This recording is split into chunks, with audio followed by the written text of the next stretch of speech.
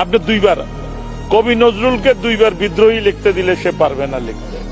পিকাসোর Guernica দুইবার আঁকতে পারবে না। দা ভিঞ্চির মোনালিসা দুইবার আঁকতে পারবে না।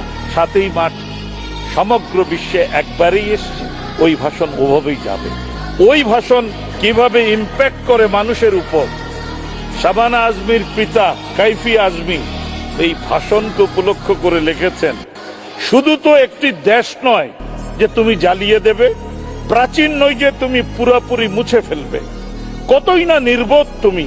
খয়রাতে পাওয়া ট্যাঙ্ক নিয়ে আমার দিকে ধেয়ে আসছো, রাত দিন নাপাম বোমার বৃষ্টি বর্ষাচ্ছ, ক্লান্ত হয়ে পড়বে তুমি। শৃঙ্খল পরাবে তুমি কোন হাতে, হাত তো আমার আছে 7 কোটি। গর্দান থেকে কোন মাথাটি তুমি আলাদা করবে, সেখানে তো মাথা আছে 7 কোটি। একটি ভাষণ 7 কোটি মাথাকে একসাথে গ্রথিত করতে পারে, সে কারণেই সেটা অমর। জয় বাংলা।